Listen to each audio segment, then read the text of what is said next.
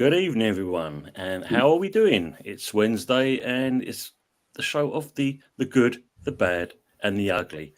And I'd like to say hello to my two esteemed panelists. How are we doing, Fuzzy? And how are we doing, Anthony? I'm not too bad, so I'm good. I've seen the picture today, and I'm glad I'm not the ugly one. That's all I can say. Yeah, unfortunately, Fuzzy is still staying in that kind of remit of being in the bad at the moment, but I'm sure your fortunes will change. Oh yeah, I'm sure they will. I mean, yeah, I can't. You can't stay ugly forever. Not with this. Not with this. Can't stay ugly forever. Of course, mate. Of course, you know that. Bit more of a challenge. Bit more of a challenge for these two up here, but that's very true. Yeah. We'll be back, so we'll be back. Yeah, I know, mate. Get the guns out of smacking one on that. Let's have a quick look in the actual chat. Who's in here? So we've got Carl Rossi. Big up, Carl Rossi. Hope you're doing well. Hit the lights on the way in. Rossi.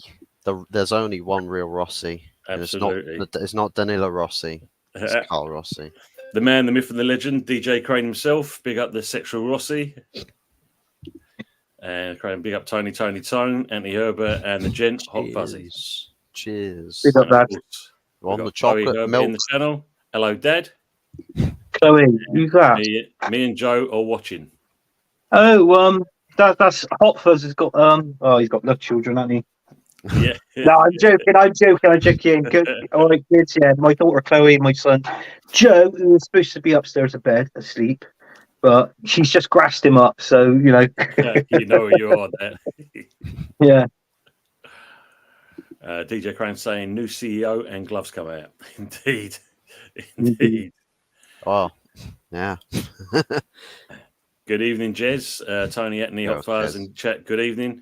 Jez, great show earlier on. That was a great show that you had on earlier. Well done, matey. And obviously, those in the chat, as always, make sure you subscribe to Arsenal History and More, HotFuzz, and Anthony with his channel as well. And we've got Carl Rossi saying, good evening, gents. So, since we last spoke, we've had a few things going on in the football world for each club. Obviously, we're going to start off with Arsenal because obviously you're in the good. Well, that Dubai trip finally paid off. How did you feel about that win? No, I don't think it paid off, Tim. I think they said it was a break. I don't know why they were there. We were talking about this on last week's show. It was just rubbish all round, that Dubai. That basically I thought it took the piss out of season ticket fans. You know, it was them that paid, it was the fans, mainly the season ticket holders that paid for that. You're telling me Arsenal did not dip into their own pockets and paid for that. Obviously the fans paid for all that. Yeah. But yeah, but I don't know. Did you want me to talk about the game, or we're going to come on to the game soon about the Crystal Palace game? Indeed, we will. You want me to go straight into that now, or no? Yeah. Well, we've got the chance to. Let's break it down. But yeah, I mean, do you know what? If somebody said to me Arsenal was going to beat Crystal Palace 5-0, I would have ripped your arm off for that. No problems at all. Scoring 5 goals, keeping a clean sheet. 3 points, yeah, that was what we needed. But in all fairness, that game in the first half, I thought we were poor. Yeah. When I say poor, I mean in attack. There's no the attacking. I mean Trossard, Jesus, and Saka weren't pretty much in the game. Neither was Odegaard and Havertz. I think they should have left that if there was one player they should have left in Dubai, it should have been Havertz. Do you know what I mean? Yeah. And then that was that. But all I'm going to say was, in the first half, Gabriel. What can I say? If it wasn't for him, there wouldn't have been much of a first half. To be honest with you, I know he scored the first goal, and the second goal, it went down as an own goal. But I just feel that I said when defenders score, we don't really appreciate it as much as what they do on their normal jobs on the pitch. Is obviously when they're defending. We appreciate them more defended than scoring goals. But I feel that being at the right place at the right time, And I thought it was a little bit harsh. I know it came off the back of the keeper's head and went in, but it would have been nice for him to actually claim the goal. If he would have claimed that goal, and this is just a fault here, he would have been on 3 Premier League goals for this season, and that'd be 1 goal behind Kai Havertz. Bloody hell. Just let that sink in for a minute, right? And this is a £65 million buy who plays in midfield and up front, So I just want that to sink in. The other thing as well, I think when Martinelli come on, two late goals by him, which was, obviously made it 4-0. And then, obviously we got the 5th. But I just feel it was obvious within the substitution when Trossard was coming off and Martinelli was coming on. You can actually you predicted that just before. And this is where we say people know us now, teams know us. I guarantee you when we got Forest next, is Trossard's not going to be playing. He's going to be on the bench and Martinelli's going to be there. So, let's be honest with that one. And we're just going to, I think with the way we're playing, I think Forest is going to give us a good game. I'm not going to lie. It won't be, obviously, I would love another 5-0. Sorry, Yeti, if you're watching, if you're in the chat. But it's not going to be that. I think if I was actually to predict a score in that game, I think we'll most probably manage to scrape a win by Forest by 2-1 by the odd goal. But it would be a win, and that's it. But yeah, I mean, I there was nothing in that game I was excited about, but a 5-0 win, I'll take it. Yeah, I get that. I'm just going to say, he's kind of put a message in here. Probably a new show that we can come up with. And he says here, I have an idea: the good, the bad, and the ugly, and the possibly relegated.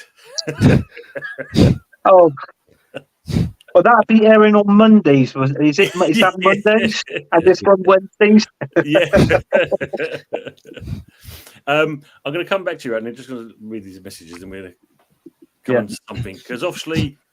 As you know, your visit to Dubai, we know Arteta went and see Old Salt Bay, and it just kind of read up with a story I saw today, and it was talking about Arsenal blasted for robbery after charging £24 for a sandwich meal deal, and this is for a steak sandwich, chips, and a bottle of water, £24. And this, sorry, Tim, this is where? This is at the Emirates. This is actually the Emirates. Yeah. Well, I'll tell you what, if anybody wants to go there at the Emirates for £24 and pay for a steak sandwich and, would you say, a water? Yep, so apparently the steak sandwich is £17. If you had a bottle of water, which is £4.50. Yeah. Yeah. And the cheapest, the chips are £4.50. The bottle of water is £2.75, so that's £24.25. If you wanted to add a pint of beer, which is £6.60, at apparently the Royal Oak Eatery that's in the Emirates, that'll cost you then £28.10. Well, all I can say is robbing bastards. That's all I can say. Like, honestly, who would in the hell would want to go that and pay that? I mean, I'm not being funny. Even if you wanted to go out for a day out, you go in there, you watch the football, the price of your tickets, the price of your food, then you travel back, and it's like, you know what? You need a fucking mortgage, a second mortgage, wouldn't you, to go out there and just watch them. I just feel as a con. It's one big con. But trouble is, though, there are fans out there that are willing to pay that. This is the truth. That's the problem. I won't do that with me. I know you might think that I'm a bit of a cheapskate, but if I get there, I think I'd be looking for the old, the local Weatherspoons or something like that. Have a few beers and a meal, then go in and watch the game, and then come back. The other thing I didn't touch on on that game was the Crystal Palace game, which is true because I've seen it and people's been saying it on their other streams as well. Is when you're a fan, an Arsenal fan, you're watching the game, why the hell are you leaving 8 to 10 minutes before that final whistle is blown? Oh, mate. You're 3-0 up. I don't get it. You're 3-0 up. They basically, they've pissed off. They've missed 2 good goals for Martinelli to make it 5. So I didn't get it, and it was like other people was touched on. I say it like I've said it, you said it, Jez has said it, and so forth. That day, that kickoff was at 12:30 kickoff. You're telling me people was in a hurry to get back? Oh, mate, I know exactly. Well, yeah. Maybe they was trying to go to a decent steak restaurant and get a better steak, leaving early. Oh, yeah.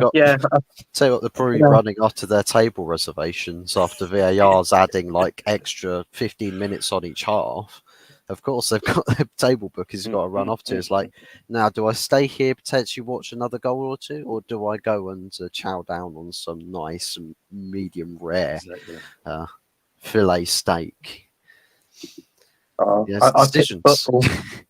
I pick the football, then go for a steak. God blimey! I tell you what, some people, I don't know why, but with some people, it makes you think: is their priorities wrong? I mean, you go there, you pay all that money to watch a 90 minutes game of football. Yeah, 90 minutes. Stay there. Don't matter if you're whether win, lose, or draw. You stay there. And I tell you what, our team have got to have a bottle to go up to our own fans and clap in front of them, right? And if we lose and the fans are giving them stick, they've got every right to give them stick because of the money that they pay for the game and the poor performances that we've done. You look back on it, that's 2 wins and 7.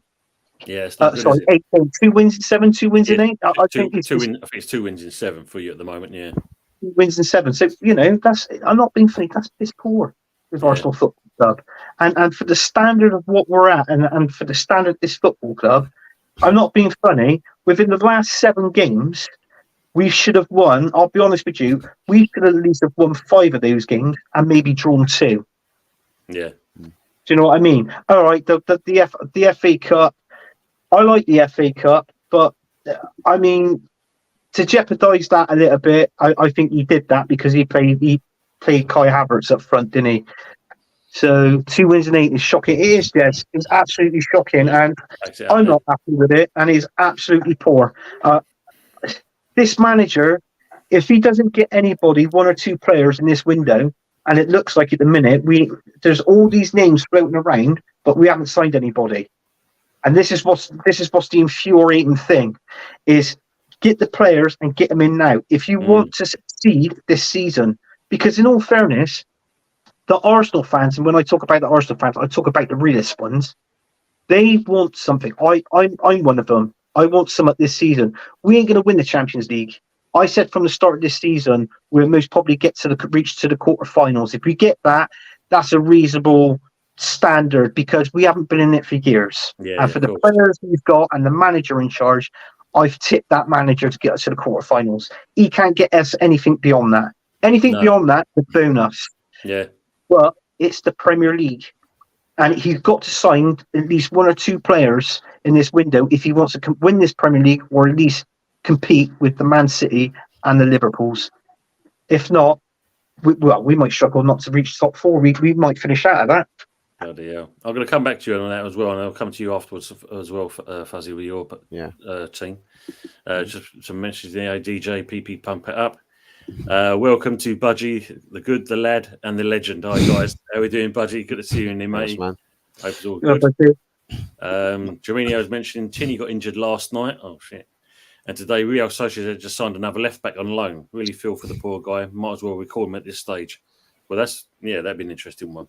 Yeah, what's up with the Arsenal mob going after Real Sociedad and Kieran Tierney because he got injured? What's that about? Well, it's just he's got injured. We wanted to get him back, obviously before his injury, because we're struggling at left back. That is really one place we're struggling. Well, it's not the only place, but that's the major one. I mean, but in all fairness, I said with this club Arsenal, we need a 20-goal striker a season, right? Striker gets 20 goals. We need a player, a backup from Saka or a rotational with Saka out on the right. So that's 2. We need a left back. That's 3. And I think most probably another DM to fit alongside Declan Rice. Because at the minute, I think Declan Rice, he's been good, but he hasn't been of great. He's been off his game a little bit, in my opinion. Is he out though? Is he out for 4 weeks? Is that any truth in that? I don't know if there's any truth in that. I'm not too sure. Maybe someone can actually mention it in the comments. I mean, there's one that I have read it, but I don't know if there's any truth in it. But what I'm saying is, I feel sorry for Declan Rice because of the players that he's got playing around him at the minute.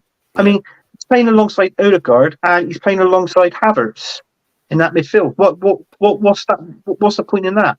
What we wanted to see this season, if Thomas Partey wasn't injured, was the actual combination of Rice and Partey. Change the formation to a 4-2-3-1.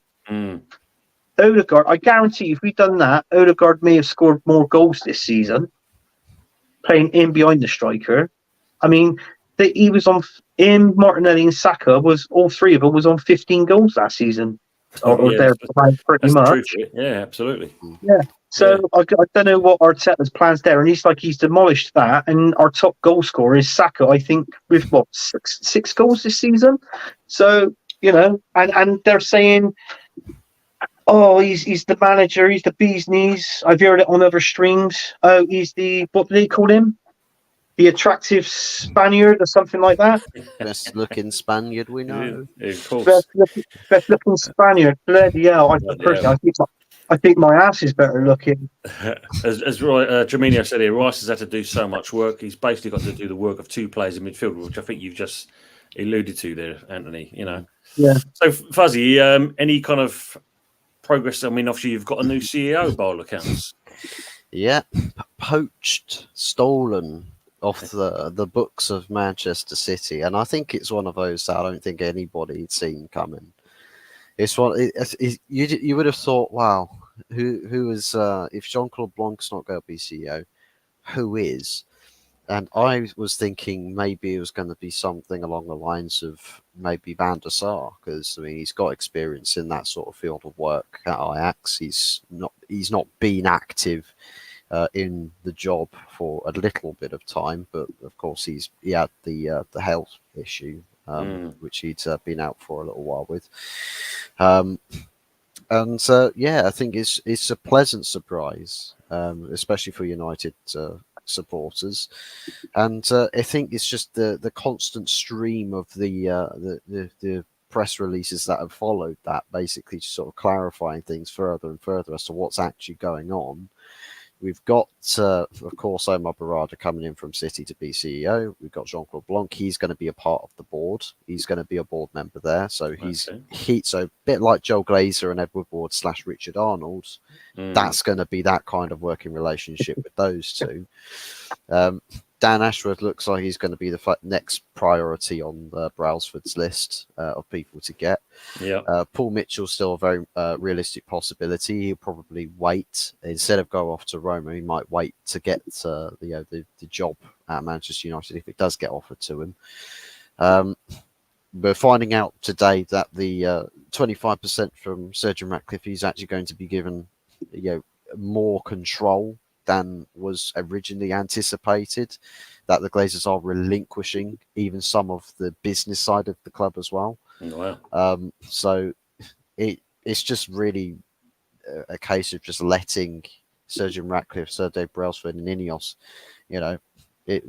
show us what you got. And so, influence everything on the football side, but also, touch on the business side as well. It's all looking positive. Sounds good. I mean, did you expect that though? I mean, when Radcliffe come in, that he was going to be given that much more power, or do you thought he was just going to do the sports side of things, which they said he was originally? I was thinking that it was going to be more of a sports side, but I think being, seeing the way that this club has been run for the past 10 years and how Glazonomics has absolutely just buried it alive. I was looking at this situation thinking, there's no way Joel Mappin, they're not going to give up their influence on the club. I was thinking that because Jean-Claude Blanc wasn't going to be CEO, that the Glazers would choose a guy that would be, like another mates rates jobs for the boys. That they'll appoint someone there, and then they'll influence the actual CEO to then have their say on things, and be able to encroach on the footballing aspect.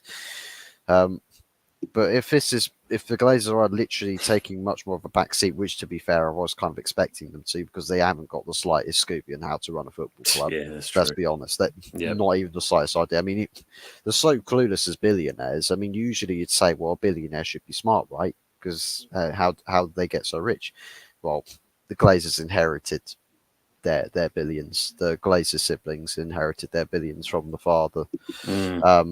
And I think it's another one of Abram Glazer's businesses are apparently being investigated for fraudulent activity as well. So, good job on that one, Abram. Yeah, scrotum-looking bastard.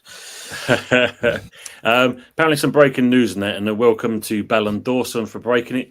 Christian Benteke seen in an Uber going into Carrington training ground. Here we go. Confirmed.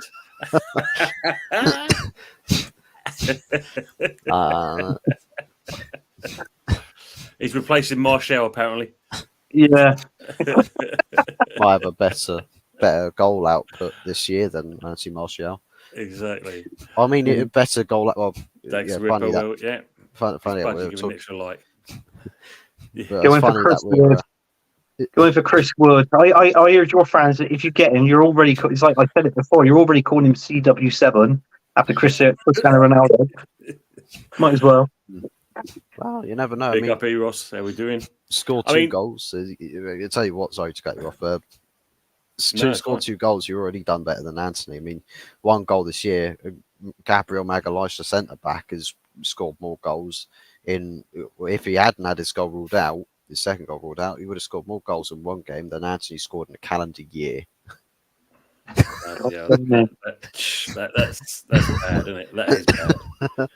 Fidget spinners, though, guys. Big up Narcane. Thereabouts, yeah. Yeah, we're not far from 90, wasn't it? It's 86, something like that, or bits on there. Yeah. Budgie 2, I have 3 accounts. Well done, Budgie. Thanks, mate. I mean, I must admit, when Radcliffe came in and that, I said about the sporting thing, and the way I saw it like this, and I don't know if you agree on this, Budgie, just going to call you Budgie, Fuzzy, is the fact that Fudgy. I think after a while he would get more control as it goes on. So if they're doing it nice and early, I think if you look at the Glazers will take more and more of a back seat, and I think they'll just collect their dividend payments. Would you agree on that? Yeah. I mean, given that they're still,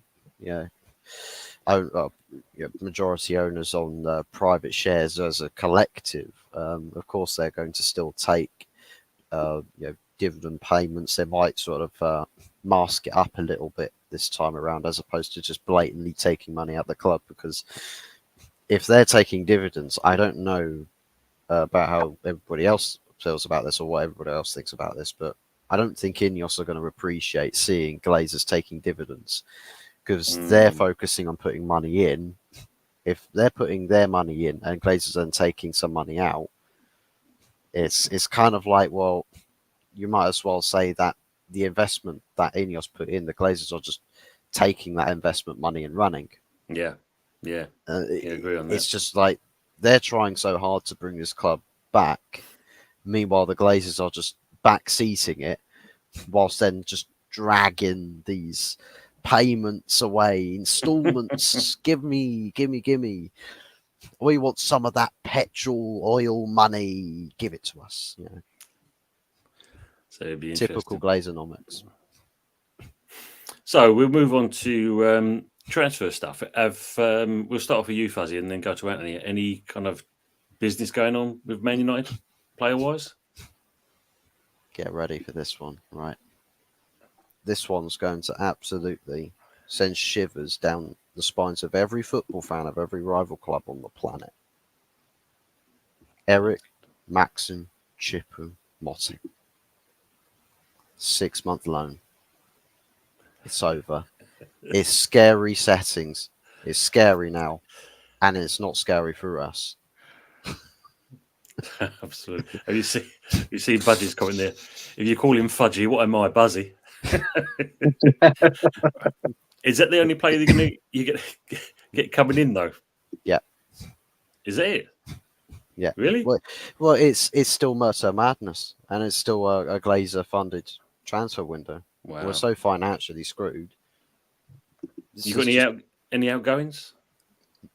Well, barring players that have currently gone out on loans, I don't necessarily think there is any like sales per se. I know that there's already talks about players being put up on the transfer list, and I've seen a report already talking about looking to raise up to £100 million for sales in the summer. And I'm sort of like, yes, but it's just like, but it's talking about the summer, and they've actually included Scott McTominay's name on that list. So interesting. Please, for God's sakes, I'm fingers crossed right now, because I've also seen a report saying that somebody at the club wants to tie Scott McTominay down to a long-term contract. Seriously, shoot me now if that happens. What about you, Anthony? What's going on at Arsenal? Many incomings or outgoings? Well, I did read one earlier about our left back. He was on loan at Forest. Tavares, that Mikel Arteta is willing to sell him, but apparently reports are saying the club that we loaned into was Marseille. They've put an interest in him. It hasn't said how much. I mean, we bought this. I think we bought this guy for about 6, maybe 7 million. But there's talks of him going. There's a midfielder from Real Sociedad, Martin. Is it Zubimendi or something like that? Or yeah, so Noel Kane's mentioned that. Yeah, Zubimendi. Yeah, yeah, I've heard the rumor as well. Yeah, there's rumors on him, but it's a possibility that could be, if not this window, it could be a summer transfer. Obviously, and you don't want to be thinking of summer transfers not yet. You want to be thinking of transfers now in this window. I think there's other reports as well. Something to do with I mean, we've all heard the rubbish. What's going down, haven't we? Like Arsenal's been interested in, and that, but. Pretty much is nothing. There's no Ivan Toney or anything like that. There is, I think there's a rumor about. I think we've been. I can't remember his name now. I think it's the left back. It plays for Wolves. There is rumors there. Oh, what's his? I can't remember his name. Sure. Yeah, he's in here. I tell you. I mean, after just while you're doing that, and have a look at the message here from Noel Kane. King, love your accent, Mr. Herbert. Actually, the same as Follow Bristolian Lucy Gibson.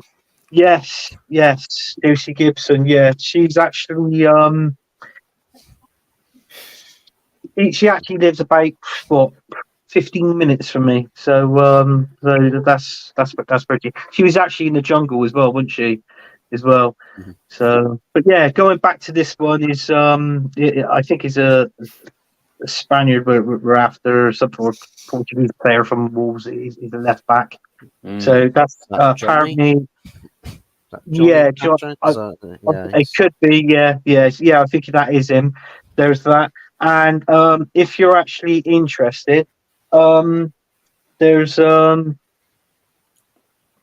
guy called Frimmy. He does the. Have you watched the Clooney carpool when they actually sit in the car? It's like it's like a buggy. And well, the Arsenal players are doing that, and this week is Kai Havertz has been in there and he's been singing. So they call it like a carpool. It's like a karaoke sort of thing where he's singing. So this is actually what I'm actually to prove. I'm actually looking at this now, and that's it. So exciting news for us Arsenal fans. So it's less on transfers, but it's like a carpool karaoke thing that they do in the buggy when they go round. Tony, listen, just for that alone, Kai Havertz in a carpool karaoke, Colney carpool karaoke, mate. Sorry, Anthony, you're going back to ugly. Absolutely, mate. Absolutely. That alone, you're going back to ugly. One question. So when I built this layout on what we've got of the three of us, there's one question I want to say about that. Where is my effing eyebrows? I've got no eyebrows. Have you noticed? I reckon you pencil them out. I didn't do anything at all, mate. I didn't do anything at all. That's for sure. Now you need to shave them off. It's that backlight behind you, Anthony. That's what it is. It's just got to burn your eyebrows off. You've noticed that, haven't you? You've noticed that in the picture. I've gone back to look at it. Yeah. What you need to do is take the cap off, and it's just a shine on the top. The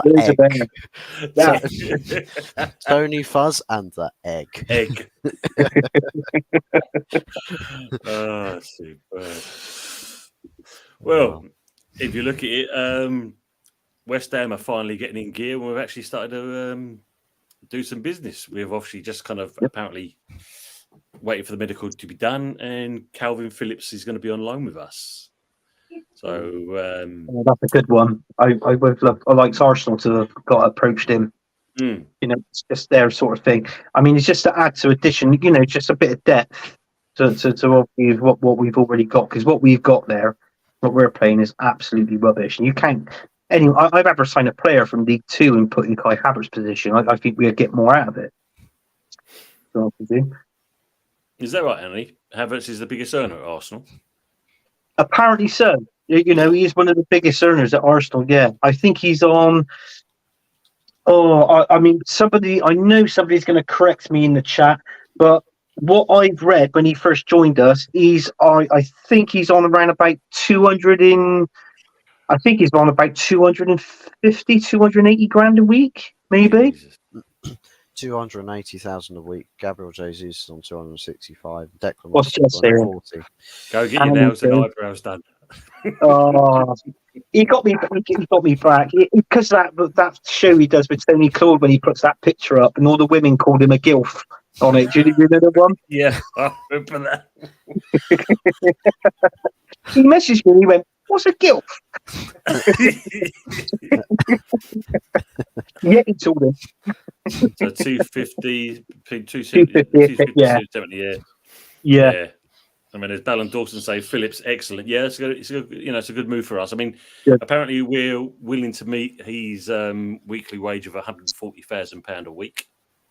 So that works out. Was it 560, 580 a month, basically?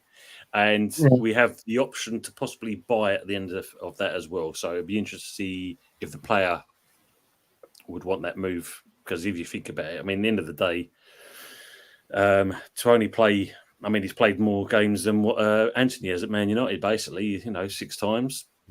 So there's not much. But if you get in, what player would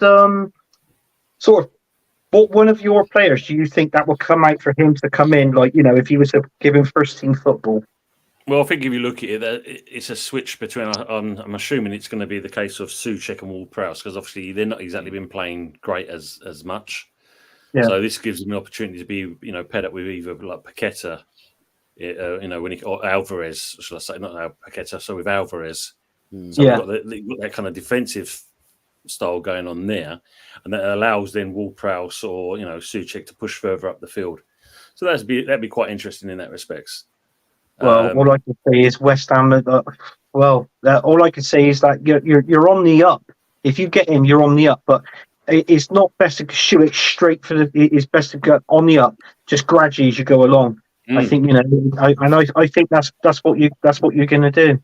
We're not selling on that as well, Anthony, because apparently we're going for Ibrahim Osman. He's Nords Yelland or something like that. Yeah. The kid's only 19 years old, so obviously he's one for the future by the sounds of it, but at £15 million. And the best part about it is he came from the same academy as Kudus. Oh, right. So, wow. Well, that's good. I think you're basically, it sounds like you're doing now, and you're trying to do that extra little bit for the future. Do you know what I mean? Yeah. For the club. Yeah. So yeah, I'm all in for that. I tell you what, you're not doing that bad.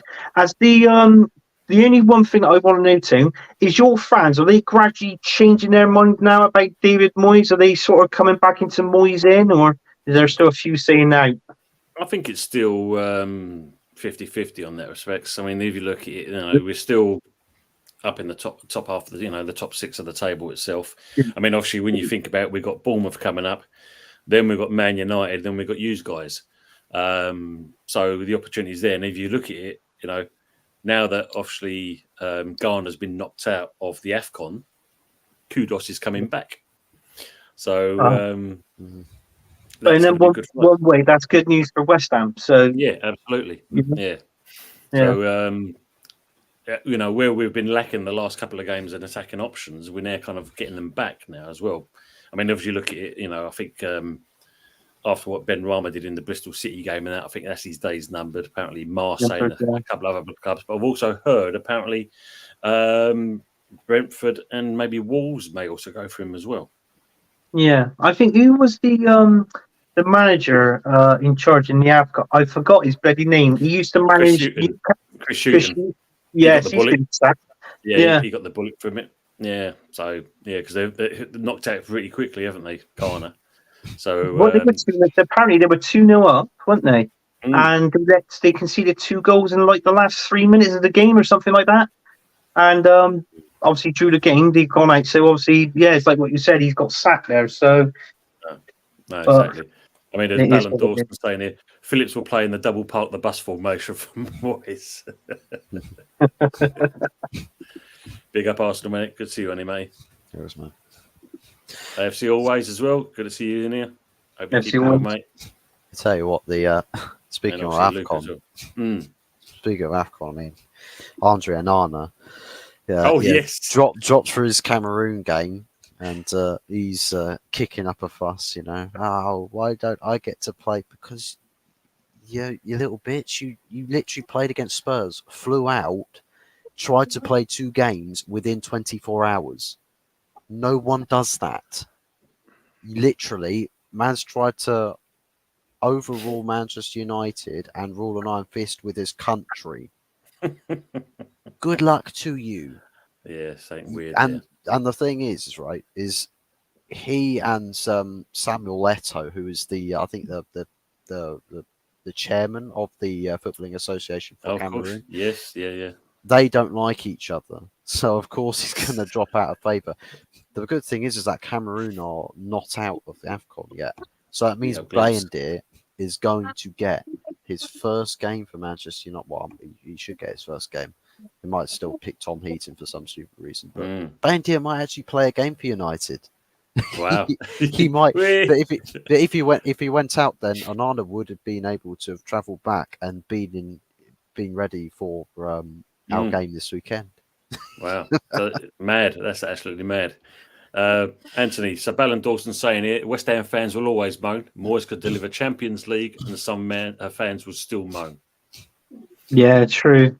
Well, all good. I hope he does something for you. I mean, obviously he has. He's won the Europa, the League Conference Cup. So do you know what I mean? So he won you a European trophy. I know it's not the one, but it's a one. So, we're knocking on the door now for the Europa League. So that's so from the Europa we're looking to get into the Champions League. He's knocking on the door for that. So he's doing something right. He is, yeah.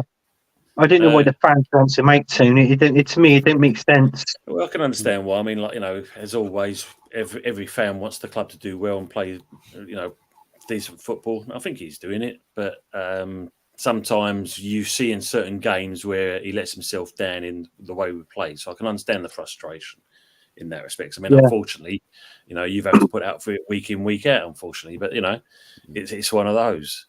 Very Street Elite is saying, I'm happy with Phillips, to be honest. He really could free up forward players alongside Alvarez. Absolutely, Budgie. That's next comment. Yes. Anthony, Del Boy's, he's been searching and he's found your eyebrows. They were in Eddie's pocket. Oh, brilliant. Have you got the glue? Del Boy needs to come with the glue so I can stick them off. I tell you what, you've got his number. Del Boy, if you can actually bring up Eddie Nketiah for me and tell him to come to Bristol, that'd be a fantastic job, mate. He loves Eddie. He's really he admires him. Anthony, we've had a younger squad back in 2009 and reached the Champions League semi-final. No excuses for Arteta now, and that's the thing, isn't it? No, that's true. Yeah, that's true. I mean, we had a young squad back in 2009. Obviously, as you know, Arsene Wenger. So, there ain't no excuses now. I always say on these streams or any show I'm on, I don't understand his philosophy, Mikel Arteta, and also I don't understand his way of thinking. It baffles me. I was saying that I think he's a manager. I think he bribes these players. I mean, he's got them a dog. They've had an holiday to Dubai. I mean, they always say it comes in threes. We're just waiting for what the third one is now. So a dog to buy and whatever. They might, I don't know, they might all get a Ferrari or a Rolls Royce each or whatever. But nah, it's a trip to Skegness, mate. Don't worry about that. Oh, definitely. Oh, superb. Skegness, that's where you're going, mate. That's all they deserve. That's all they deserve. But I tell you something, I don't think he's approachable. I don't think he's approachable, the manager. Any of our players got personal problems or issues, either on or off the pitch. I don't think he's suited for that, for a player to come knocking on the door and want a quiet word with him. I don't think he's at that standard. So, I feel bribery. I think he feels like bribery works, and that's my opinion of the guy, unfortunately. I mean, obviously, I'm going to come back to obviously some of the movements that West Ham are doing there. But as you know, you're in the good because obviously what Arsenal did coming back from the holiday. Yeah. We say Fuzz is in the bad situation because at the moment the club's still in transition where they're going through. And of course, you saw over the weekend the ugliness that reared its head for West Ham with the VAR decision or decisions. So when you look at something like that, I don't know what you want about, Tim. It crossed the line. I know, mate. I know the ball crossed the line. Crossed the line. I know that part. For me, I mean, I was absolutely, fuming because the referee, for one, you got to question. The referee wasn't strong enough in my eyes, and if that's the standard of refereeing we've got coming into the Premier League, then we're fucked. Well, the game's in trouble, not just West Ham, any other team. Exactly that, and that's what I was looking at is the fact of any referees, refereeing, he's going to go and do with any other club. What chances you get stand? I mean, when you look at, I forgot the fella's name there that put the challenge in, and on Foreign Nails and Emerson, and then he got a yellow card, and VAR intervened to say you got that wrong actually. I mean, if the player's foot was in the ground, and that's a leg breaker straight, he's breaking his ankle there and then. But this referee, it looks like a leg breaking challenge, didn't it? It looked like it could break somebody's leg. Yeah. I know what you're saying, Tony. I mean, whether it happened to your team, obviously in your game, if it happened to get Man United, Arsenal, Chelsea, Liverpool, Tottenham, the list is endless. Any Premier League team. Of course. Fans would be fuming. They'd be pissed. There's no question about it. And I always thought it was football, but I think it was the what more so concerned me was that one, and also the bloody that wrestling move. Was it on Bowen? Towards the end of the game. Yeah. Well, you got before we go into that one, you got to think the one where Areola McBurney's gone up and basically smashed him in the face with his elbow. Yeah. And the player's gone down as if he's like, it's something's happened to him. But full well, he wasn't touched. But the fact that Areola's got a fucking split lip and he gives a penny. That's right, yeah. And then the worst part about it, above all else of that, was there was no VAR intervention whatsoever on that challenge. The whole incident, there was no VAR whatsoever. That was a balls up thing, and I got to be honest with you, with the obviously with the elbow coming in crashing. I mean, the signs is there right in front of your face. I mean, you made a substitute, a goalkeeping substitution. You brought down, I'm asking, but why? It's like that. Don't people see the obvious in that? Do you know what I mean? Yeah. So, in all fairness, that was rubbish. That wasn't a penalty. That was not a penalty at all. And I think that game. Don't get me wrong. I did like the game. I'm talking from a neutral now. I did like it because it reminded me of a good old English game. Do you know what I mean? Yeah. And it was brilliant. I did enjoy it. But the decisions, now that's a separate thing altogether. Those was absolutely dire from the referee. I mean, players are fined. Why aren't referees are be fined? If they've had a bad game and they balls up, the referee should be fined. And VAR, don't get me started on that, because I think the quicker they bomb this out of football, take it out completely, the better the game will be. Because we don't need VAR in this beautiful game we call football, do we? Let's be honest. It sums up what you said with the Bowen one, because it was quite clear what the player did. Yeah, and what is it? Because of like it's near the end of well, you think it was 6 minutes at added time, and then the penalty was given 103rd minute or something like that, and then of course it went on to about 113 minutes in total. Yeah, and it was clear that he pulled him down. Well, not just pulled him down, he rugby tackled him to the ground. Yeah. And then the best part about it was the players kind of saying it was conspiracy, and everyone, it's like they've doctored the actual photo. The media's doctored the photo to make me look bad. Yeah, no, it's true. It's true. It makes you think: was the referee? Was he actually betting on it? 2-2 draw, certain sending offs, a penalty decisions. I think he may have had a tip from Antonio. I don't know whether I should say that, but it's like what I spot. He done it, didn't he? So it's like what I said. So it makes you think like that. I mean, for a referee, a fully qualified official, a referee, to make so many mistakes in one game. If you make one mistake in a game, I can understand that. Do you know what I mean? We're all human at the end of the day. We all make mistakes. But to carry on and make 3 or 4 stupid mistakes, and they were stupid. They weren't just general mistakes. They were stupid mistakes in one game is pathetic. I think they got to look into it seriously. And he'd have to redo his test or something. You see, look, that's you'd have to. Because the funny part, he did the watch along with me, and also like he said about this referee that obviously he's experienced him in the Championship, and he was woeful then. So why do we promote him into the Premier League? If he's that bad, why promote him into the Premier? AFC always is asking, if you eliminate one thing from football, what would it be? His would be racism. I mean, Anthony, you've already said yours, VAR basically. VAR, but touching on that, that would be the first one in my book. Well, what AFC put it in there, that'd be number one. Definitely. How about you? First, what would you have out of it? Well, the Glazers. Put it simply, the Glazers. I'll send Joel to Arsenal, and I'll send Avram to Liverpool. Is it? And, I got something to say on the behalf of Manchester United. And HotFuzz is going to love this one. Your star player, your top goal scorer, you know who I'm on about, don't you? Scott McTominay. Yes, he's actually signed a new deal at your club.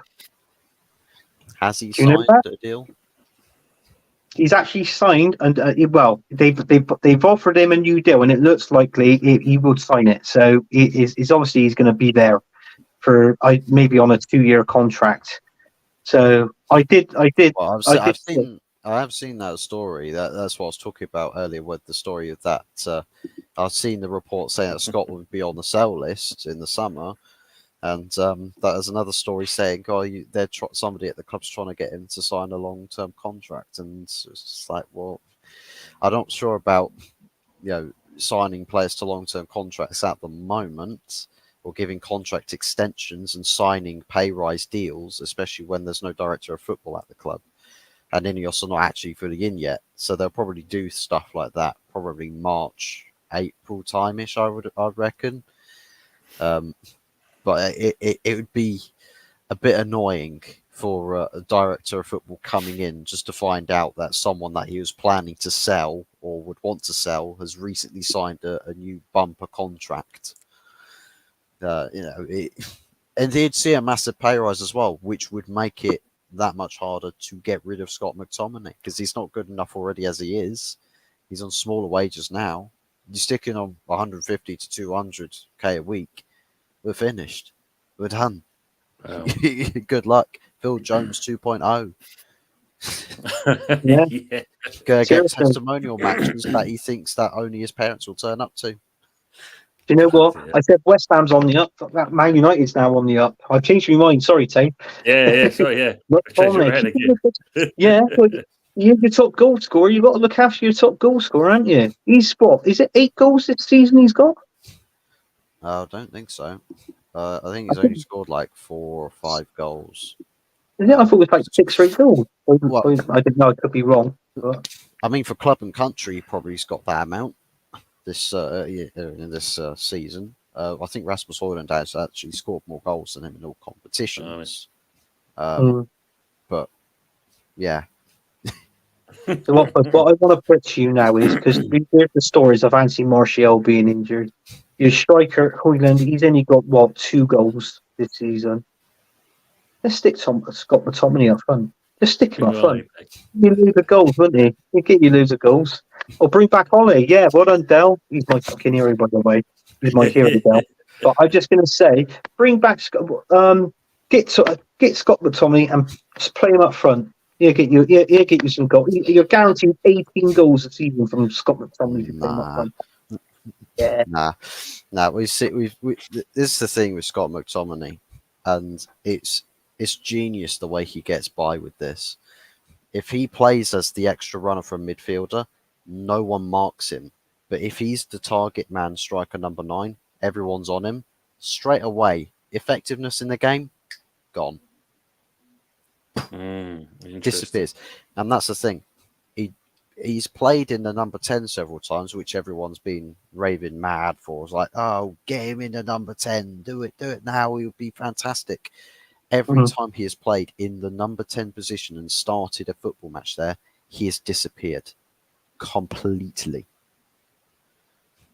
And so what you're saying is he's Ghost McTominay. I mean, we've got Ghost Guard, but you've got Ghost McTominay, have you? Yeah, we've got Casper the Ghost sticking it to his own team, whichever position in the midfield he is. The only time where you actually see Scott McTominay is when he's in the box as the extra runner, which is left unmarked. Yeah, and that's the thing is, you play him up top.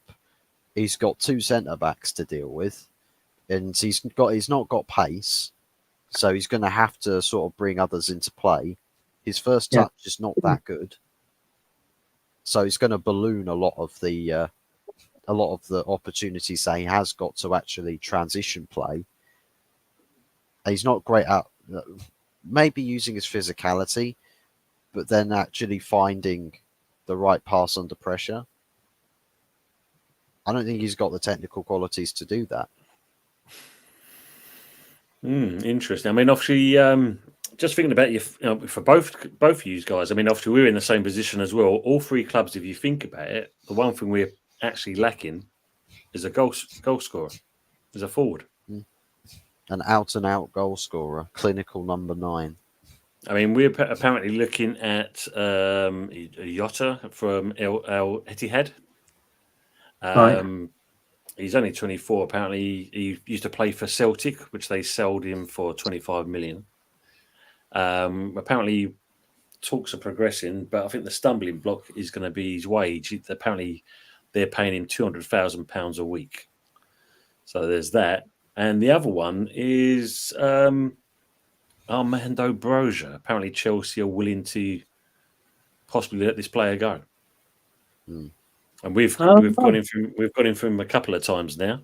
Obviously, the injury is one thing, but maybe, hey, you never know. He may, it might be a fit for him, and it's something that we need. I mean, you guys have been.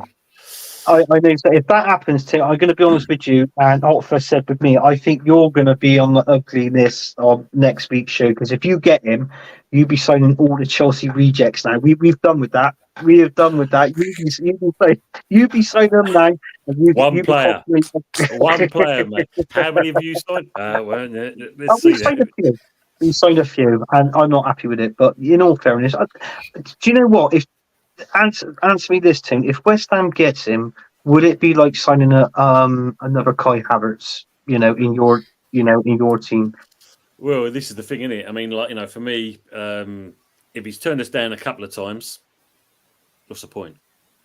Yeah, that's the thing. Why get someone like that? Because is he actually going to do? I mean, obviously, don't get me wrong. When you think the Rice situation, and obviously then Man City apparently came into the fray, Phillips was going to be part of the bargaining tool, and of course he just turned and said, "Well, no, I want to fight for my place."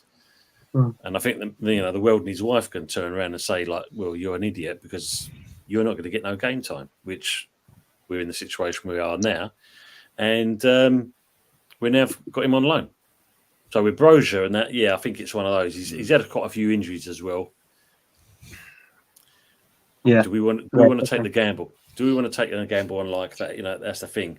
And I can understand why you're not going to sign any more Chelsea rejects and that. I mean, if you're doing steak sandwiches and that, all them false teeth, mate, they can't bite on that steak. Exactly. So I love a steak. Don't get me wrong, but I think Arsenal might be better off. Well, if it makes our players eat steak and play games and let us score 5 goals, then I'm not being funny. I think that should be a pre-match meal. A steak before the game. You need to see your team talks done by Salt Bay. Yeah, Sprinkle a little bit of salt on your performance.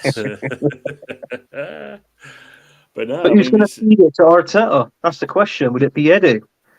It'd be Win the Dog. It'll probably be, right, instead of feeding Arteta his man meat off of them like silver rod things that you sometimes get with kebab meats. Instead, he's going to jam a bit of each of these cut of steaks on his toes. He's going to be like, "Come, Mikel, it is time for you, for you to suck the steak off of my feet." Bit of seasoning on there as well. Cheesy seasoning.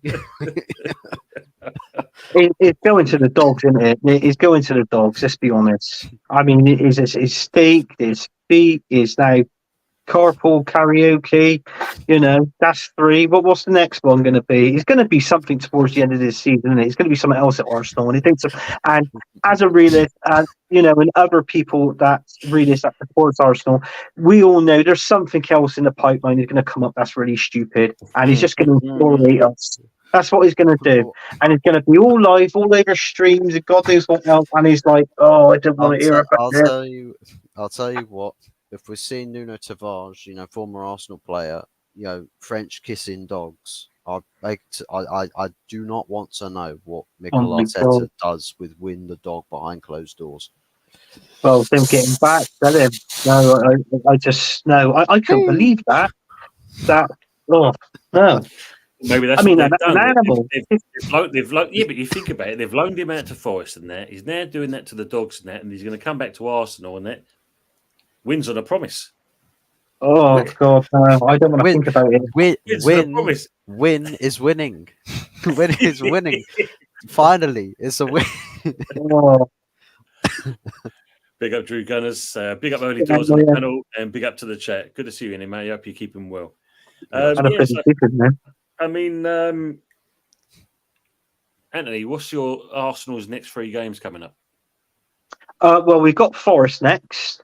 I believe after Forest, it's Liverpool in the league, and I'm not too sure who we got after Liverpool. I'm not too sure who we got after Liverpool, but that's our next 2. So you think of it, if we could beat Forest, maybe pull out. I would like to beat Liverpool, but I can't see it. So I'll say if we can scrape a draw out of that.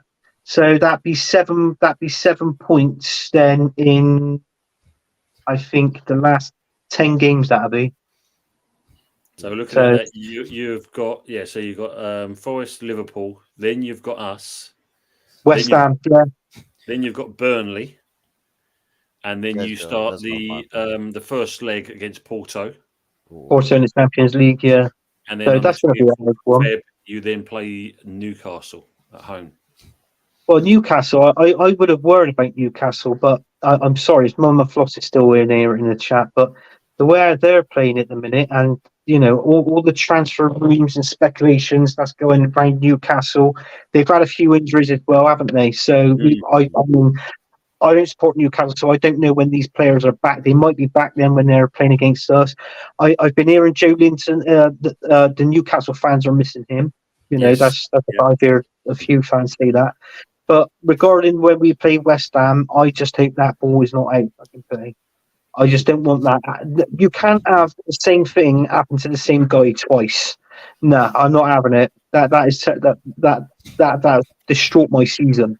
So hopefully, I feel that maybe if we pick up, we might beat West Ham. But you never know, mate. I mean, West Ham. When the Arsenal fans go to the London Stadium, and apparently there's going to be a load of tape measures handed out to them and that. So we're thoughtful like that, just to make sure keep an eye out for some curved bylines as well. Curved bylines, yeah. And also, you'll have to put some signs up saying no entries, not until after 90 minutes. Do you know what I mean? So they won't be walking out the stadium 10 minutes before the final whistle. So.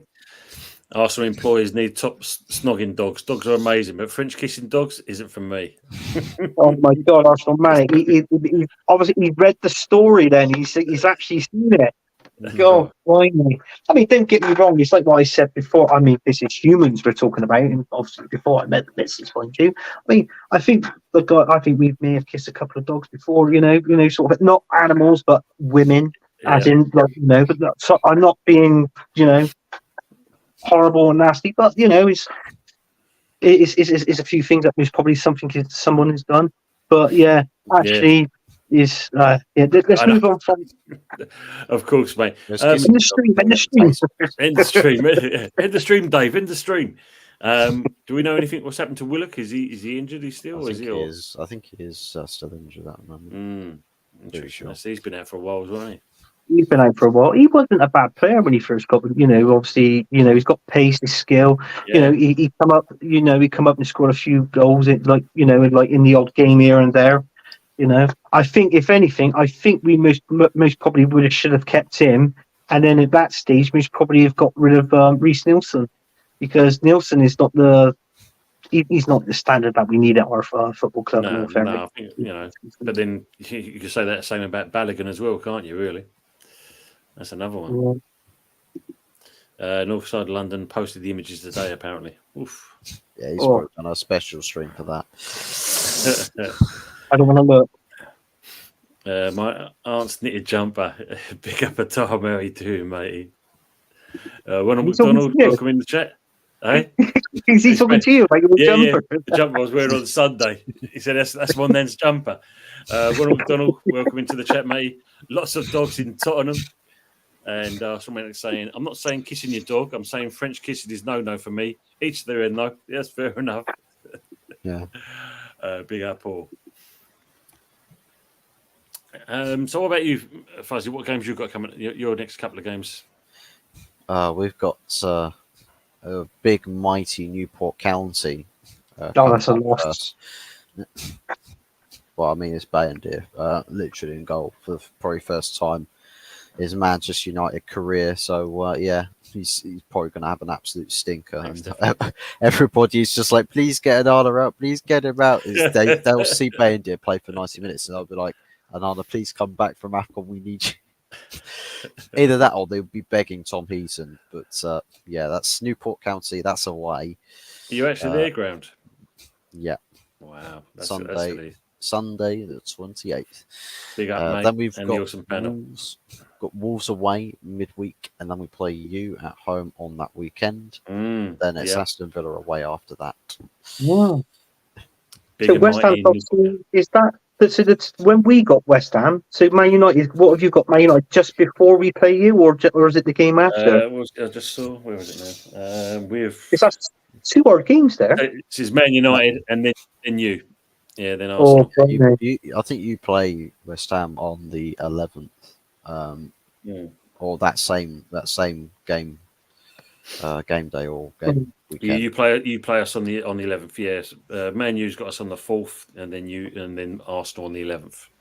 So, in all fairness, Tony, is it just like when you look at that month, the games in what you've got in February, does that look like a tough month for you? Well, yeah, I'm just looking now, fun enough. So yeah, Man United. So first is Bournemouth. Then that's on a Thursday, 7:30 Yeah. kickoff. Then we've got your Man United. Then it's Arsenal. Then on the 17th we play Forest. Then we've got Brentford. See, that's a hard month. That is a hard month. Yeah. Well, I think the bonus was we had Bowen come back on Sunday, which was good to see him come back in. Come back in. Yeah. Obviously, now we're going to have Kudos as well. Hopefully, Alvarez also knocks off the calf injury he's got as well. So that's defensive. And if he signs Phillips, if Phillips is going to come to you as well. It's we've got our attacking options now. It's just the fact of, like I said to you, it depends. I mean, this Osman mentioned earlier, he can play out on the wing and he can play up top as well. And there's also the Jota if we go for him. So yeah, hopefully attack wise, we should be okay. Yeah, no, that should be fine. I don't know, obviously, about what I think you said. What you've got, HotFuzz. I mean, it didn't sound like. I mean, February is it's like a reasonable one, isn't it? It's 50-50 with Man United within that month, whether you're gonna. If you're 19 other clubs in the Premier League, it's it's an all right month. If you're Manchester United, it's hell. It's hell on earth. We've got Wolves, West Ham, Aston Villa, Luton Town, and Fulham. So for Manchester United standards at the moment, it's looking like a real tough, really, really difficult month. Yeah. When in reality, it should be, we should be beating Wolves away. We should be beating West Ham at home. Aston Villa would be a tough away day. Luton Town will be stubborn, but we should be able to snatch a win there. And then Fulham at home should be routine, but nothing's ever routine with United. So we have to add United tax. I mean, just want to answer Drew's question there, because I think Adama's already answered it. But looking at for you, Drew, you're playing Porto in the first leg on the 21st of Feb, 8 o'clock at Porto itself. So that's not going to be an easy game to travel to. Goalkeepers have safe. No, I mean, you've already said it, Tony, in fairness. I mean, obviously, our next game we got Forest. Then February the 1st. Well, that February the 4th is Liverpool. Then we got West Ham, then Burnley. Then you play what you said. Yeah, Porto, Newcastle, and then Sheffield United. Then that's the beginning of March. So it is. I mean, in all fairness, that I think I look at it. I got to be honest with you. I think Manchester United has got the easiest month. Yeah, I agree on that. Yeah, I think I think Man United's got the easiest month there of February. But then again, it's like what HotFuzz said. The way that they're playing at the minute. I mean, there's no such thing as like an easy game anymore. No. Do you know what I mean? We've touched on that. We've touched on it tonight with like the likes of VAR, referees, either refereeing the game, the way the game's being played, and that, and some players, are like they're not playing to the standards of what they should be. So, once you've jumbled all that up in there, it just seems like no game's easy anymore. So no, not at all. I mean, the main thing is, like I said, we're fortunate. Like I said, we've got players coming back. If Rice is out for that period of time, then that's going to be a big loss for you in the middle of the park. Yeah, that's right. Yeah, because it means that then other players have suddenly got to do a bit of work. But I mean, if Rice gets injured, what three are they going to play there? Odegaard, Kai Havertz, and you're talking about Jorginho, because I don't know anything about this Thomas Partey, but it is what it is on there. But I think it'd be either Jorginho, and then after AFCON, you're talking El Neni. I mean, Lukonga we got out on loan. No, we saw him to Palace. He's gone, and he was at a loan to Palace. I thought we saw him. I think it's a loan. I think it's a loan. Oh, it's a loan. Yeah, and then to Palace then. But yeah, it's it's running thin now. It's really running thin in 4 areas of the pitch of Arsenal Football Club at the minute.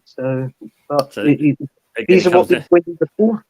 This is the thing, isn't it? And this is where, in certain respects, you had the same thing that happened last season, isn't it? When you had the injuries coming. Yeah, that's the thing. definitely. I mean, Arsenal man saying, do you rate Calvin Phillips? What would he offer? Interceptions, dual, short passing. He's got a bit of doggedness about him, and he will put himself about a little bit. I think he offers that. He's obviously. I think all three. Yeah, he as you said, he does. He intercepts. He can actually get stuck in, and he can also. If you think about it, if he's not learning how to do short passing at Man City, then obviously there's something seriously wrong. He's actually quite good he's quite good, underrated with his long passing. Yeah, that as well. Because they brought that up. They brought that up as a debate between Rodri and Calvin Phillips, who's better with passing ability, Rodri or Calvin Phillips. And you know what? Seeing some of the passes that Calvin Phillips can make on his right foot, you know, he's got a good eye for a long range pass. Yeah, that's a true comment there. Like, you know, Arsenal make games harder than they should be. Yeah, they do. They completely agree with that, to be honest. But the other thing with Calvin Phillips, the reason why he found it hard was because I think I can't remember if it was after the what was we have finished. It was the World Cup, wasn't it? Yeah, because the Euro next year. So it was after the World Cup. So it was over the season after the World Cup. In that, Pep wasn't happy with him because I don't know if you noticed, he put on quite a lot of weight, Calvin Phillips. And he said to him, look, he said, you're overweight, you're not match fit, this is why you're not getting into the team. I mean, I work with a Man City fan, and this is what he's told me as well. And he's actually come out and, you know, he said that. But in all fairness, he needs to get into match fitness straight away. And I think going to West Ham, if he's going to do that, I don't think he's going to light the world on fire at West Ham is what I'm saying in like his first couple of games. If you get him, give him to the rest of this season. And then maybe next season, that's when you most probably start seeing the real Calvin Phillips. Well, there's some signs as well, as you said. Yeah, I mean, obviously, Drew's saying again, it's a nice bit of business for West Ham. Is it just a loan deal? It is at the moment, but there's also the option that they can obviously look to purchase Phillips as well. Hopefully, as Anthony said, if he gets game time and he enjoys it there, and he does what we expect him to do. The fans will shine to him. They'll take to him and that, and hopefully you'll see that, and obviously maybe make it a permanent deal. So that should be an interesting one. But like I said, we're at the three clubs. It seems that we're doing the most activity. We're doing more than what Arsenal and Man United are. I say we've got other players that looks like they're on the way. Pablo Fornals looks like he could be going to Real Betis, so he's going to join back up with Manuel Pellegrini, poor old sod, to learn boring football. If he's going to go there. And we've obviously got, as we said, old Ben Rama looks like he's on his way out as well. But we're also looking at who's the other, a young kid named Bradley Loco, Stade Betos. He's a France under 21 international. And again, we're looking at get him for a snip as well. And he's a cover for Emerson, basically, because it looks like Cresswell is on his way out. So that should be some good business for us. Plus, Tim Steadtine's gone to the Asian Cup and he's looked at a couple of Korean defenders. Was it Song Hong-wee or something? He's supposed to be a right back, supposed to be fairly decent. And as you know, as Spurs have found out, getting a Korean player, it's mega bucks. You break into that Asian market. Yeah. So for David Sullivan's point of view, and that he'd be rubbing his hands even further. Get some more money into the coffers. He'd be happy, Larry. So we shall see. Oh yeah, of course. I've seen obviously again what's happening with Mbappe as Arsenal expect a 10 million Mbappe to fall onto our laps. Oh, there he is. We made a sign in. Yeah. So as we get into the show, sorry, Fuzz, sorry. The only way a £10 million Mbappe is dropping to their laps is if someone gifts somebody at Arsenal a golden statue of Kylian Mbappe that's worth £10 million. Yeah, that'd be it. Mbappe. Should be interesting.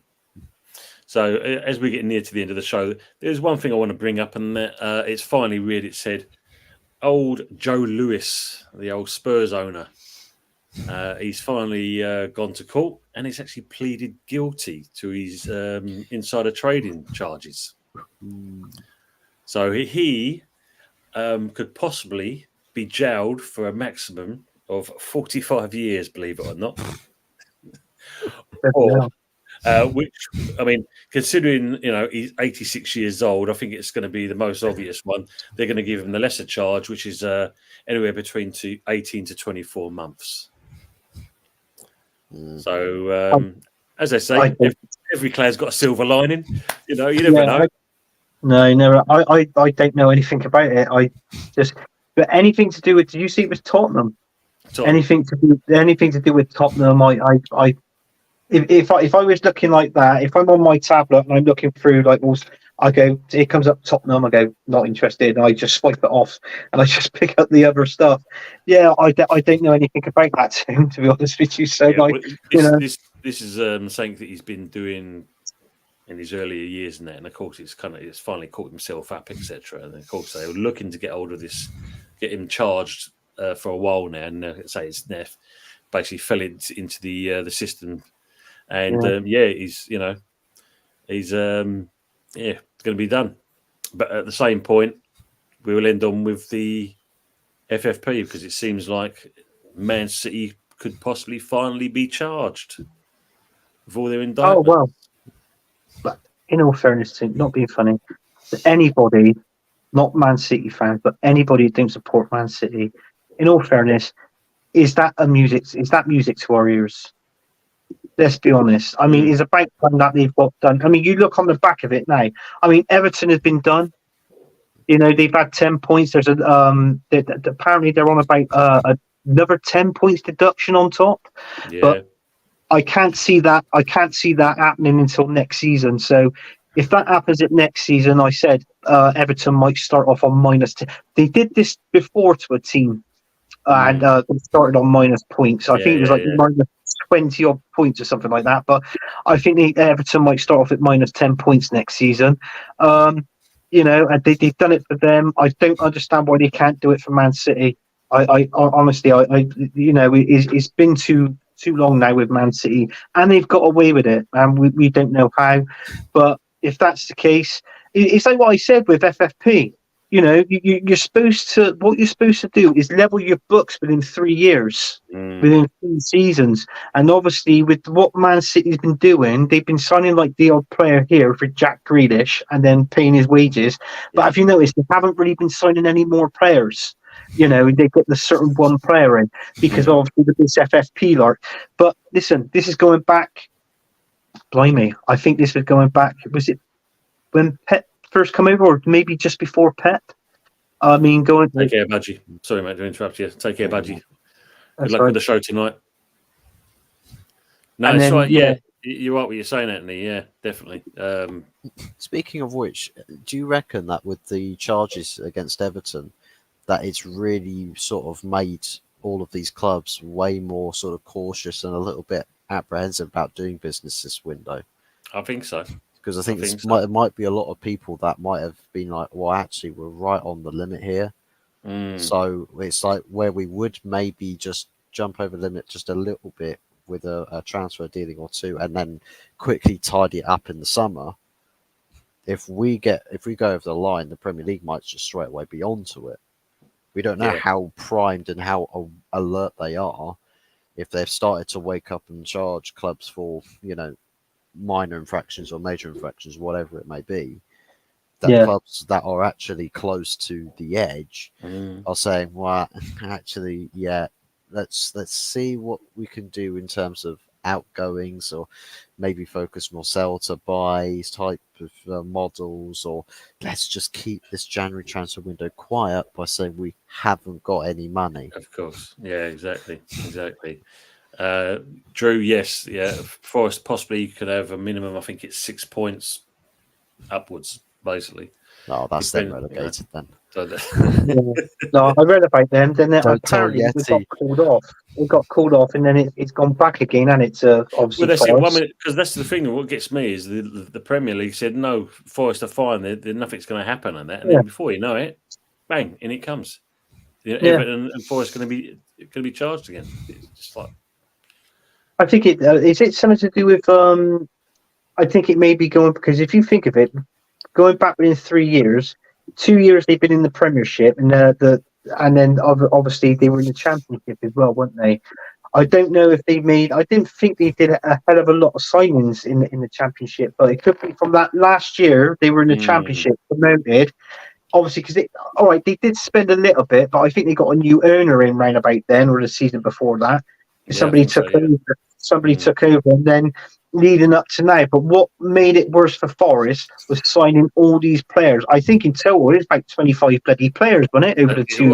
It was, yeah. So, do you know what I mean? So you can understand that to a certain degree. You know, that's too many players within 2 seasons. I mean, you think of it.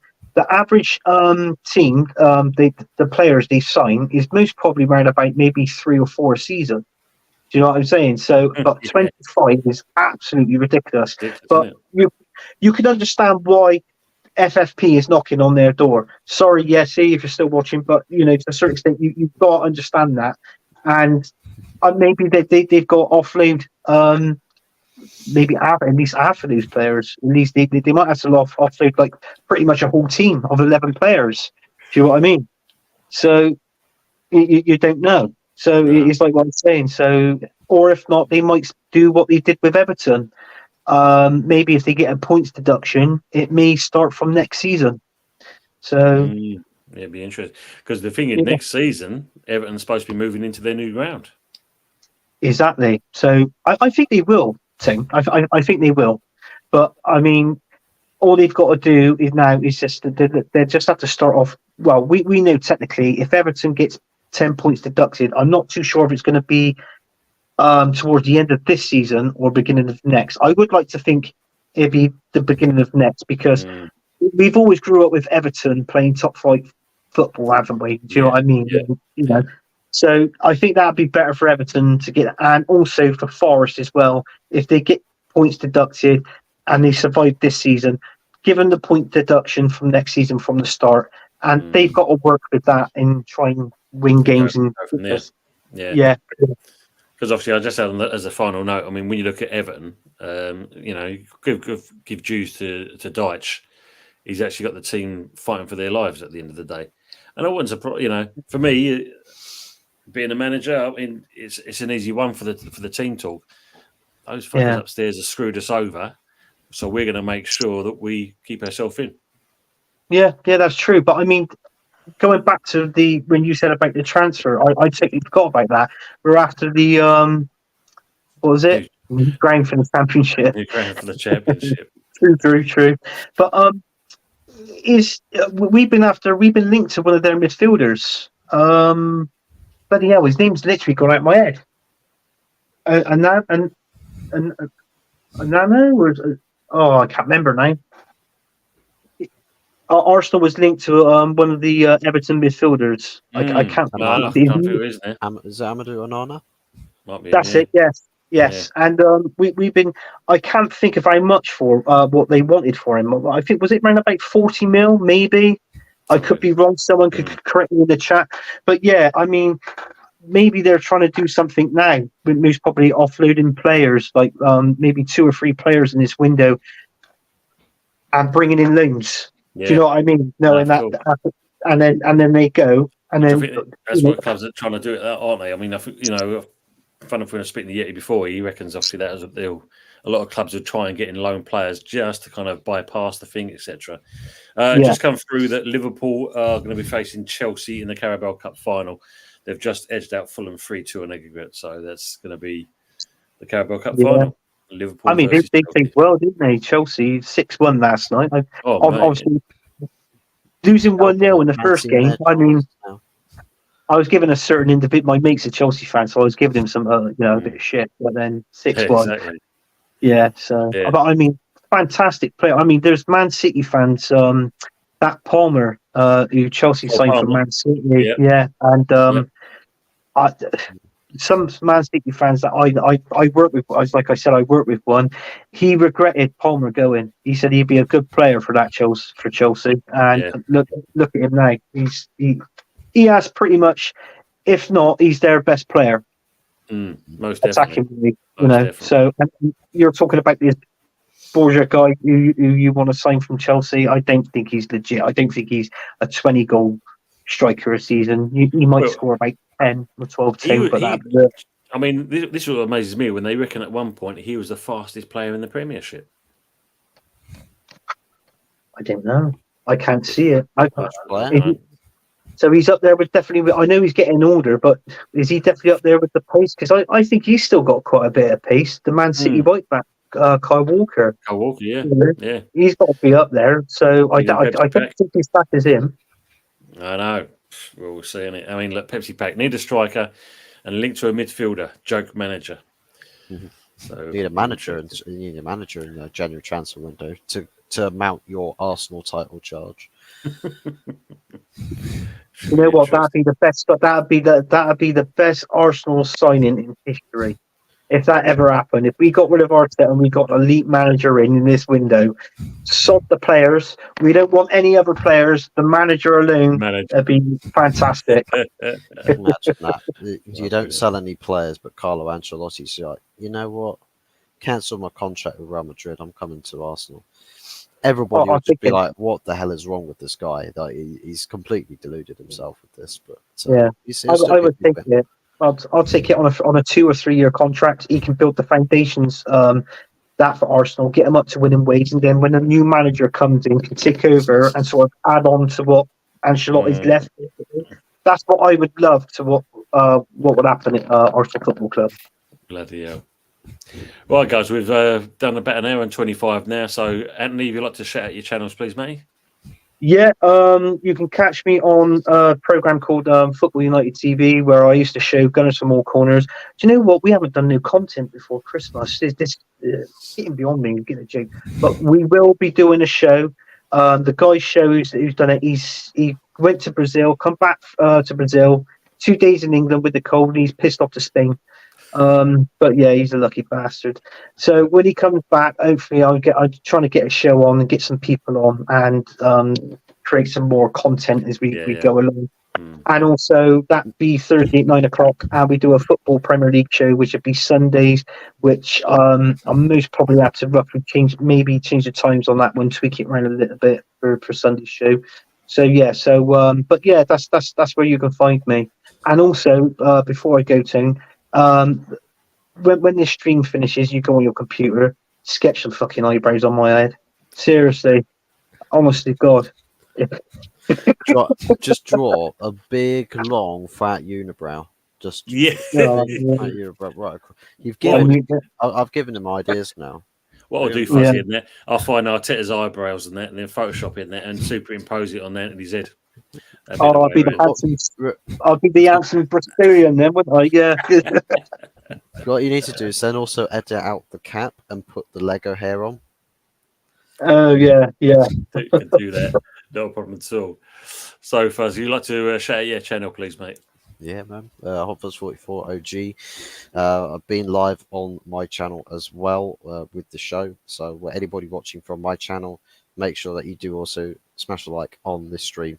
And also in the description for the stream, there is also links to both Early Doors Football TV, the host of the show, and also to Football United TV, which is the channel to which Anthony hosts his own show on. Big ups to everybody in the chat.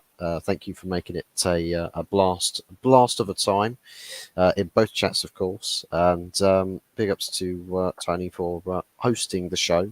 Because we do need someone to be able to do that, because God only knows that I'll be able to host a show like this, because I'm kind of useless with this sort of stuff. And also Anthony as well. Always a pleasure to have him joining us on the panel, as somebody's got to do the dirty jobs in being the ugly one. Someone's got to do the dirty duty. Exactly. A big hats off and plaudits to Anthony for that one. Oh, first don't matter, but I know what you feel like, mate. At least you got some fucking eyebrows. And the other thing as well, there'll be Tony there next week. I'll tell you that. Actually, no, it won't be, because we got new football, haven't we, for like 10 days or something or so. Yeah, well, we might see some business going through still player-wise, so there's that we can talk about. Well, we play over the weekend as well, and if it's on Wednesday next week, we would actually have played. Is it Tuesday or Wednesday? Or no, it's Thursday. Okay, never mind. It's just the one game over the weekend that we play. So it might be a United lambasting session. Maybe. Possibly. We shall see. We shall see. So people in the chat, thanks for hanging around still in there. I mean, we appreciate you guys supporting us as always. Yeah. And obviously, saying thanks for your time, guys. You're welcome, mate. It's good to see you here as You, well. And last but not least, I'm Early Doors Football TV. This is the Good, the Bad, and the Ugly show. And on Sunday, it'll be episode 4 of the Sunday night takeaway show. So if you're around, make sure you're there. These two panelists hopefully will join in for that as well. Other than that, thank you much for your time.